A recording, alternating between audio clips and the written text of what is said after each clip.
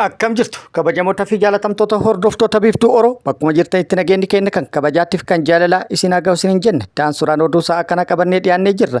Hangadhuma sagantaa kanaatti nu hojii turaan affeerraa kenna kun biiftuu Oroodha keessani jajjabeeffadha laayik sheer godhuu hin dagatina kallattii mangara mata duree oduu amma qabadhetti yeroo dabru oduun jalqaba. Kibbi baha Itoophiyaa Gujii Booranaa fi akkasumas naannoo Somaalee dabalatee albuudota qaqqaalii fi akkasumas jajjabootaan kan addunyaan itti hajamtuun kan yeroo ammaa kana addunyaan baay'ee barbaadduun kan badhaadhe jedhamee jira. Dabalata odeeffannoo kanaa qabannee jirra isiniin geenna. Oduun itti aanu weerara dhibee haaraa vaayirasii Marbarg jedhamuun daddarbu nama dabalataa biroo tokko irratti argamu ministeerri fayyaa beeksisee jira. Dabalata odeeffannoo kana qabna. Itoophiyaan lolaanis tolaanis asabiin ni deeffadha. Asabiin deeffachuun immoo humna waraanaa gahaa qabna qophoofne jedhaa turtus dhumarratti Eertiratti jaarsummaa ergatuun isii dhagahamee jira. Dabalata odeeffannoo kanaa qabannee jirra. Eenyuun ergatte jaarsummaa kan jedhuu fi deebiin muraasni jaarsotaaf kenname hoo maali kan jedhullee qabannee jirra isiniin geenna. Oduun itti aanu oduu oolmaa Oromiyaatti. Oduu oolmaa Oromiyaatti lolli loltoota mootummaatti waraana bilisummaa Oromoo gidduutti guutuu Oromiyaa keessatti gaggeeffamaa jiru akkuma itti fufetti jira. Lola Oromiyaa keessatti gaggeeffamaa jiru waraanni bilisummaa Oromoo injifannoo loltoota mootummaa irratti argadhe yoo jedhu gama mootummaati immoo humnoonni waraana mootummaan Oromiyaa guutuu keessatti bobbaase lubbuu namoota nagaa hedduu galaafataa jiraachuu fi qabeenya saamaa jiraachuu fi mancaasaa jiraachuun himamaa jira. Dabalata odeeffannoo kana qabadhee jira isiniin ga'a. Oduun itti aanu lammiileen Itoophiyaa 1,000 ol ta'an torbaan tokko keessatti daangaa Saawudii irratti qabamuun himamee jira. Dabalata odeeffannoo kanallee qabadhee jira. Guutuu oduu kanneeniitiif kan biroo wajjin isin wajjin kan turaan Bariisoo Ganamooti guutuun oduu akka itti aanu kanatti wal duraa duuban isiniif dhiyaata. Kibbi baha Itoophiyaa naannoo albuudawwan addunyaan barbaaddu itti argaman ta'uun himamee jira. Itoophiyaa keessaa naannoowwan kibba baha biyyattii bakkeewwan albuudonni addunyaan barbaaddu qaqqaalii fi jajjaboon itti argaman ta'uu ministeerri albuudaa beeksisee jira.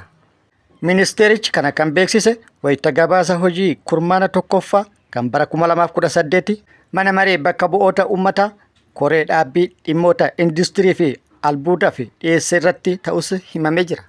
Ministeerri albuudaa Injiinar Habtaamuu Taganya naannoo Gujii Booranaa akkasumas daangaa Somaaliyaa fi Keenyaa irratti albuudonni qaqqaalii fi jajjaboo ta'an baay'ee barbaadamoo kan ta'an baay'inaan kan argaman ta'uu ibsee jira. Gara kaaba biyyattiitiin naannoo Soqoxattis albuudonni hedduun argamuu ibsuudhaan dabalataanis albuudota sibiilaa irratti qorannoon gaggeeffamaa akka jirus himamee jira. Akka ibsa ministeerichaatti naannoowwan eeraman kanatti albuudonni ni argaman jedhaman liitiyeemii, taantaalamii, nikeelii, mangaanizii akkasumas albuudonni biroollee kan argaman ta'uun eeramee jira. Kun akkuma jirutti ta'ee kana duras kibba baha biyyattii keessattuu godina Baalee bakkoota garaagaraatti albuudonni hedduun akkaan qaalii ta'an kan akka yuuraaniyeemii fa'aa kan argaman ta'uu yeroo garaagaraatti himamaa ture garuu gara hojiitti seenuudhaan misoomsuun kan hafu ta'uun beekamaadha. Oduun itti aanu namni tokko ammas vaayirasii Marbargiin qabamuu ministeerri fayyaa Itoophiyaa ibsee jira. Naannoo kibba Itoophiyaa magaalaa Jinkatti kan jalqabe dhibeen haaraan vaayirasii Marbargiin dhufu yookaan vaayirasii kanaan daddarbu ammas nama dabalataa tokko irratti argamu ministeerri fayyaa Itoophiyaa ibsee jira. Ministeerichi ibsa isaa kaleessa samuuda laaboraatoorii nama 9 fudhatameen qorannoon irratti gaggeeffame keessaa namni tokko vaayirasichaan qabamee jiraachuu mirkanaa'e jedhee jira. Kana hordofee namoonni vaayirasii kanaan qabamuun isaanii mirkanaa'e 4 ta'us ibsamee jira. Dr. Maqdas Dhaabaa ministeera fayyaa Itoophiyaa ibsa miidiyaaf dhiyeenya kennaniin mallattoon nama vaayirasii kanaan qabame kan irratti mul'atee du'an namoota 6 keessaa namoonni 3 vaayirasii kanaan qabamanii du'uu mirkanaa'uu ibsitee turte. Itoophiyaatti ambaasaaddarri USA Ervin Maasingaa Ameerikaan deeggarsa dhibee kana to'achuuf oolu kennuuf qophii ta'uu ibsee jira. Ambaasaaddarri Maasingaa kaleessa wayita marii ministeera fayyaa Dr. Maqdas Dhaabaa waliin taasisan haala waliigalaa fi to'achuuf hojii taasifamaa jiru irratti waliin mari'atuun himamee jira. Walumaa galatti weerara dhibee haaraa kana karaa inni ittiin darbu beekuudhaan akkasumas mallattoo erga nama qabee mul'isu hubatuudhaan ofirraa ittisuuf qophii ta'uun baay'ee barbaachisaadha. Karaan inni ittiin daddarbu kana dura isiniif gabaafnee jirra. Ta'ullee yoo irra deebi'uun barbaachise gara guddaa tuttuqqaan keessattuu dhiiga fi dhiigan wal tuqee yoo ta'e akkasumas wantoota jiidhaa vaayirasii kana ofirraa qabaachuu danda'an harkaan tuttuquun akkasumas qilleensalleen yookaan hafuuralleen dabruu akka danda'u yeroo garagaraatti maddeen odeeffannoo garagaraa gabaasaa turan. Kana beekuudhaan of eeggannoo taasisuun baay'ee barbaachisaadha. Weerara dhibee haaraa Itoophiyaatti mul'ate kanaan walqabatee biyyoonni Afrikaa hedduun of eeggannoo taasisaa jiraachuun beekamee jira. Akkasumas biyyoonni tokko tokkos lammiileen isaanii gara Itoophiyaa akka hin imalle kan akeekkachiisan yoo ta'u, Jarman weerara dhibee haaraa kanaa fi haala nageenya biyyattii keessa jiruun walqabatee lammiileen isaanii gara Itoophiyaa akka hin imalle akeekkachiisanii jiru. Oduu kaaba Itoophiyaa irraa arganneen walitti gaarreeffannaan Itoophiyaa fi TPLF akkasumas walitti gaarreeffannaan Itoophiyaa fi Eertiraa akkuma cimee itti fufetti jira. Waldoorsisa Itoophiyaa fi Eertiraa akkasumas waldoorsisa Itoophiyaa fi TPLF'n walqabatee lolli kana dura ka'aa ture jechuudhaan hedduu yaada kennaa kan jiran yoo ta'u, yeroo ammaa kana kan sodaatamaa ture olola ta'ee hafee jira jechuudhaan dubbatamaa jira. Gara Itoophiyaatti yaadni kennamaa ture waldhaadha. Gorsaa muummicha ministeeraa kan ta'e obbo Getaachoo Raddaa yeroo dabre haasaa taasiseen lolli Eertiraa fi Itoophiyaa gidduutti ka'u hin jiru, hin eeginaa jedhee ture. Guyyaa muraasa booda immoo Itoophiyaan obsa fixattee jirti. Obsi daangaa qaba jechuudhaan haasaa doorsisa fakkaatu ministeerri dhimma alaa Itoophiyaa dubbatee ture. Ministeerri dhimma alaa Itoophiyaa kana dubbatee guyyaa 3 booda immoo Itoophiyaan Eertiraatti jaarsummaa erguun dhagahamee jira. Akka maddeen odeeffannoo garagaraa ibsanitti Itoophiyaan Keeniyaa gara Eertiraa erguudhaan jaarsummaa akka qabdu gaafatuun dhagahamee jira. Akka odeessi dippiloomatii biyya kanaa jedhanitti Keeniyaan jaarsummaadhaaf gara Eertiraa itti yoo ergamtu, pirezidaantiin Keeniyaa Wiiliyaam Ruutoon immoo hoogganaa dhimma tika biyyattii kan ta'e Nuuraddiin Haaji bakka buusuudhaan gara Isaayyaasitti jaarsummaaf erguunis baramee jira. Gama Itoophiyaatti ajandaa marii yookaan jaarsummaa ture kan jedhame Itoophiyaan ammatti Eertiraa irratti lola hin bantu kan jedhame yoo ta'u, Eertiraan immoo mata duree marii kanaaf deebii kenniteen muummichi ministeera Itoophiyaa lola narratti labsee ture, akkasumas olola guddaa narratti oofsisaa jira waan ta'eef kanaaf lolli narratti hin banamu jedhee wanti harka maradhee taa'uuf hin jiru yookaan hin qabu jechuudhaan jaarsoliif deebii akka kennite dhagahamee jira. Akkasumas lolli akka narratti hin banamne akka wal amannuuf Itoophiyaan gadi baatee ibsa akka laattu Eertiraan gaafattee jirti jedhamee jira. Itoophiyaan immoo Eertira irratti lola hin banu jettee gadi baatee ibsa waan kennitu hin fakkaatu. Hundumaafuu xumurree jaarsummaa kana maal akka ta'u of durri kan agarsiisu ta'a. Oduun itti aanu oduu oolmaa Oromiyaati. Oduu oolmaa Oromiyaati lolli Oromiyaa godinaalee zooniilee fi aanaalee garaagaraa keessatti yookaan immoo akkuma guutuu Oromiyaatti loltoota mootummaatti waraana bilisummaa Oromoo gidduutti deemaa jiru akkuma itti fufetti jira. Lola guutuu Oromiyaa keessatti loltoota mootummaatti waraana bilisummaa Oromoo gidduutti deemaa jiru irratti waraanni bilisummaa Oromoo ol aantummaan injifannoo argataa jiraachuu beeksisee jira. Kun akkuma jirutti ta'ee waraanni bilisummaa Oromoo haleellaa humnoota mootummaa irratti raawwatu beeksisee jira.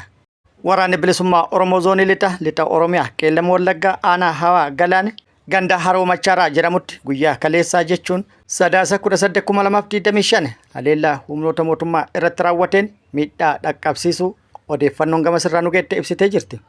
Aanaa Hawaa Galaane ganda Haroo Machaaraa bakka addaa Safaraa jedhamutti haleellaa humnoota mootummaa irratti raawwate kaan addunyaa kanarraa godaansee kaan madeessuudhaan akkasumas meeshaalee waraanaa irraa hiikkatuun injifannoo argatu waraanni bilisummaa Oromoo beeksisee jira. Akkasumas waraanni bilisummaa Oromoo lola giddugalaa fi lixa Oromiyaatti loltoota mootummaa waliin gaggeessaa ture irratti loltoota miseensa waraana bilisummaa Oromoo kan turan kan karaa nagayaatiin harka kennadhaa jechuudhaan mootummatti harka kennatanii turan deebi'anii waraana bilisummaa Oromoo irratti haleellaa raawwatuuf humnoota biroo wajjin yeroo bobba'anitti hedduu to'atu waraanni bilisummaa Oromoo beeksisee jira. Gara biraatiin immoo miseensota waraana bilisummaa Oromoo kan turan kan mootummatti harka kennatan hedduun hidhamuun dhagahamee jira. Isaan lakkoofsi isaanii 50 ta'u magaalaa Shaggar kutaa magaalaa Burraayyuu Gafarsa Gujee waajjira qajeelcha poolisiitti hidhamanii jiru jedhamee jira. Lolli har'as loltoota mootummaatti waraana bilisummaa Oromoo gidduutti Oromiyaa bakkoota garagaraatti gaggeeffamee jira. Lola bakkoota garagaraatti gaggeeffame kana irrattis waraanni bilisummaa Oromoo miidhaa guddaa loltoota mootummaa irratti dhaqqabsiisu loltoota mootummaa hedduu booji'uun injifannoo argatu odeeffannoo maddeen garagaraa irraa nu gahanii jiru guutuu isaa akkuma nu ga'een qabannee kan isiniin kennu ta'a. Mootummaan humna guddaa guutuu Oromiyaa keessatti bobbaasuun humnoonni mootummaan bobbaase maqaa garagaraa uummata nagaatitti maxxansuudhaan tarkaanfii fudhataa jiruun miidhaa guddaa dhaqqabsiisaa jiraachuu maddeen odeeffannoo garaagaraa ibsanii jiru. Keessattuu tibba kana kibba baha Oromiyaa, Arsii Bahaatii fi Arsii Lixaatti humnoonni mootummaa tarkaanfii namoota nagaa irratti fudhataa jiranii lubbuu namoota nagaa hedduu kan galaafatan, qabeenya hedduu kan saaman, uummata hedduu mana hidhatti guuruudhaan maallaqa guddaa birrii 30,000 hanga birrii 50,000 gaafataa jiran jedhamee jira. Gara biraatiin haleellaa namoota nagaa irratti raawwataniin namoota nagaa hedduu mana hidhaatti baasu bakkoota garaagaraatti ajjeesanii gataa jiraachuun itti fufee jira jedhan jiraattonni bakkoota garaagaraa irraa. Haaluma kanaan Arsii Bahaa Aanaa Asakootti namoota lama kan maqaan isaanii Diimaa Kadiroo Tufaa fi akkasumas Huseen Badhaasoo Boruu jedhaman mana isaaniitti wiixata dabre fuudhuudhaan erga mana hidhaa galchanii booda mana hidhaatti baasuun har'a lubbuu isaanii galaafatu odeeffannoon gama sirra baate ibsitee jirti. Akkasumas Aanaa Muneessaa Arsii Lixaa bakkoota garaagaraatti haleellaan namoota nagaa irratti raawwatamaa jiru kun cimee itti fufee jira.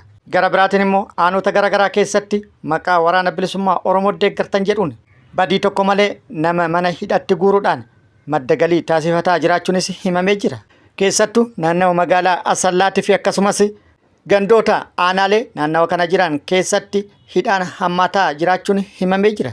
Fakkeenyaaf Jaawii Cilaalotti namoota hedduu mana hidhatti guuruudhaan birrii 30,000 hanga 50,000 gaafatuudhaan gadi dhiisaa kan jiran akka ta'e odeeffannoon maddeen garaagaraa irraa nu gaane ibsanii jiru. Oduu gara biraatiin miseensonni waraanaa mootummaa hedduun miliqaa jiraachuun himamee jira.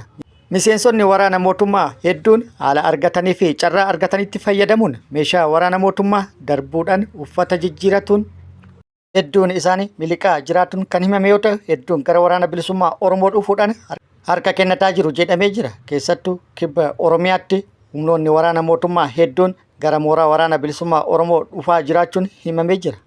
Haaluma wal fakkaatuun kaaba Shawaa Aanaa Hidhabuu Abootee irrallee loltoonni mootummaa gara mooraa waraana bilisummaa Oromoo kan dhufan yoo ta'u, har'as miseensi raayyaa ittisa biyyaa tokko hidhannoo guutuu wajjin gara mooraa waraana bilisummaa Oromoo dhufee jira. Rakkooleen Itoophiyaa lammiilee biyyattii karaa seeraan alaatiin biyyarraa baqachiisu itti fufanii jiru. Lammiileen biyyattii rakkoo garaagaraatiin biyyarraa baqatanis rakkoo caaluuf saaxilamuu itti fufanii jiru. Haaluma kanaan lammiileen Itoophiyaa 1,000 caalan kan rakkoon biyya keessatti itti hammaatte filannoo dhabuudhaan karaa seeraan alaatiin biyyarraa baqatan daangaa Saawud Arabiyaa cabsanii erga seenanii booda humnoota Saawud Arabiyaatiin to'annaa jala ooluun himamee jira. Namoonni 1,000 olii kun kan to'ataman torbaan tokko qofa keessatti akka ta'es himamee jira. Walumaa galatti eegdonni daangaa Saawudii namoota 1,924 seeraan ala gara Saawud Arabiyaa seenuuf yaalan torbee dabre to'annaa jala oolchanii jiru jechuudhaan Galfi Niwus gabaasee jira. Namoota to'annaa jala oolan kanneen keessaa parsantiin 62 lammiilee Itoophiyaa, 37 immoo lammiilee Yaman, kanneen hafan ammoo lammiilee biyyoota biroo akka ta'anis eeree jira. Duula kana irratti namoonni dabalataa 31 godaantota seeraan ala geejjiban gaaddisa yookaan hojii kennuudhaan shakkaman to'annaa jala ooluun himamee jira. Saawud Arabiyaa keessatti godaantota seeraan ala karaa kamiinuu geejjibsiisuu, keessummeessuu yookaan gargaaruun hidhaa hanga waggaa 15, adabbii hanga riyaala miliyoona 1 fi konkolaattota yookaan qabeenya itti fayyadaman dhuunfachuun adabamuu akka danda'an ministeerri biyya keessaa beeksisee jira. Kabajamoota fi jaalatamtoota hordoftoota Biiftuu Oroo oduun ammaaf qabadde kana hanga ammaa kana guutuu oduu wajjin isin wajjin kan ture ani Bariisoo Ganamooti. Hanga yeroo itti aanutti deebinee wal agarrutti nageenyi Rabbi isiniif haa baay'atu. Nagatti nu turan hawwii kenna nagatti nu tura.